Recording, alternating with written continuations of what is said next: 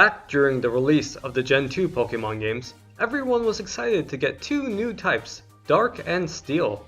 However, while Steel types were strong, albeit fairly rare, Dark types suffered in a lot of areas, which resulted in them being underwhelming and not worth the time to train and use on your team.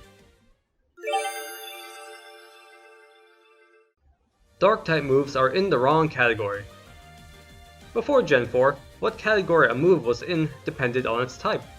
Furthermore, whether a type was special or physical was decided by a rather arbitrary means.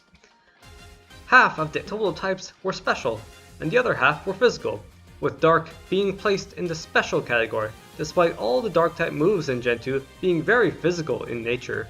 The Gen 2 Dark type moves consist solely of damage dealing ones: Beat Up, Bite, Crunch, Feint Attack, Pursuit, and Thief. The names and descriptions of these moves indicate that they should be in the physical category, however, that is sadly not the case. Not only was this counterintuitive for many players, it also resulted in 2 of the 5 fully evolved Dark-type Pokemon being gimped in terms of offensive potential. Tyranitar, although a powerhouse, could not make the best use of its Dark-type same-type attack bonus, due to Dark-type moves being special in Gen 2. With a base special attack of 95, it can still hit foes pretty hard with Crunch, but not nearly as much as it would if it could draw upon its massive 134 base attack stat. Worse off is poor Sneasel, which doesn't have very good stats to begin with. It's got an abysmal special attack stat of 35, which makes its Dark-type moves in Gen 2 hit about as hard as a Gentle Breeze. This is less of an issue for Umbreon, a defensive Pokemon, and Murkrow, a mixed attacker. Also, this isn't an issue at all for Houndour and Houndoom, thanks to their solid special attack stats.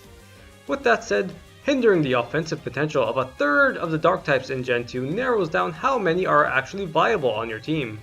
In this regard, Sneasel is a bad choice for your team if you need a Dark type, as it's only really useful as an Ice type. But there are better options available for an Ice type slot on your team, such as Piloswine, Jinx, or any of the Water and Ice dual types. In the end, this reduces your choices for a good fully evolved Dark type from 5 to 4. Poor availability. So, there are 4 good fully evolved Dark type Pokemon to choose from, once you reach Kanto. You see, 3 out of those 4 aren't available until you beat the Elite Four and enter what some consider to be the post-game in Gen 2. Houndour only appears on Route 7 in the Kanto region, and Murkrow can only be found on Route 7 and Route 16, the latter of which is also in Kanto. Worse yet, the Houndours and Murkrows on Route 7 don't spawn above level 20. This means you need to invest a lot of time into training them to be on par with the rest of your team, which are all likely above level 50 at this point. The Murkrows on Route 16 aren't much better, as they spawn under level 30. And then there's little Larvitar, trapped in the Mount Silver Cave within the Kanto region. It's got a low encounter rate on the first 2 floors at 5%, which only increases to 9% on the summit floor. Also, Pupitar can spawn on the summit floor, with an encounter rate of 1%. What's more, these spawns are all at level 20 or below, meaning you'll need to spend a ton of energy leveling them up to be worth the spot on your team. There's also not much choice if you want them as a Dark-type Pokemon, since Pupitar evolves into Tyranitar at level 55. While such a high level of evolution is standard for a pseudo-legendary Pokemon, since Larvitar is in the slow leveling group, this is even more of an arduous task than for other Pocket monsters. To add insult to training-related injury, it's not even worth it to get a powerful Dark-type after the Elite Four. You've already defeated the strongest trainers in the game, so why bother putting any new Pokemon in your party? The only reasonable rationale for doing so is if you really like Dark types. Functionally, there's no point. As such, your options for a good Dark type Pokemon that you can actually use in the Johto region drop down to 1, Umbreon. The Umbreon Conundrum. Alright, so it's time to grab an Eevee and evolve it into Umbreon, right? Not so fast, trainer. There are some things to consider before you start your nightly training regimen.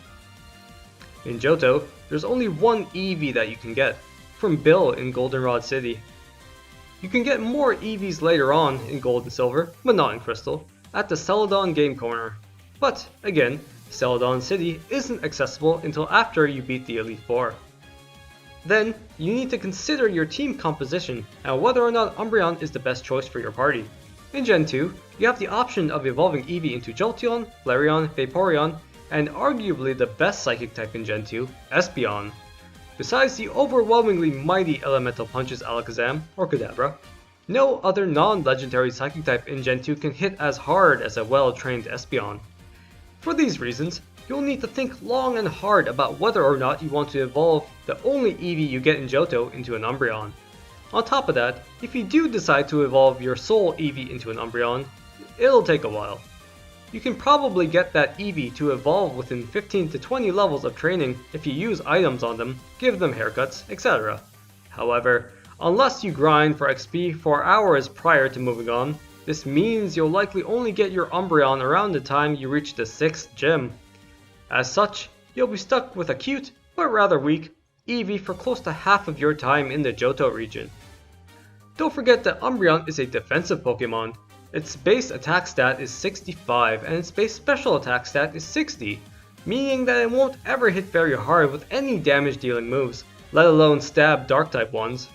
Moreover, the only dark type moves Umbreon can learn are Bite, Pursuit, and Feint Attack, all of which pale in comparison to the offensive potential of Crunch.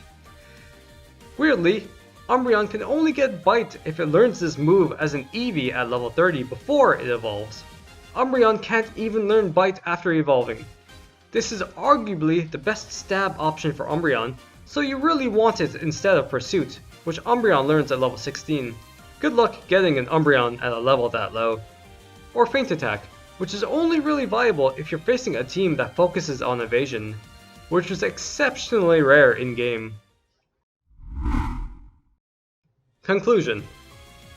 Due to massive oversights by Game Freak, Dark-type Pokemon were underrepresented and lacked any real reason to be used in their debut generation. This is arguably the worst way to introduce a new type. Thankfully, through the Gen 2 remake games in Gen 4, things were less painful for Dark-type fans. In the end, for most Gen 2 runs, you're better off using a non-Dark type that can learn Bite or Crunch over an actual Dark type.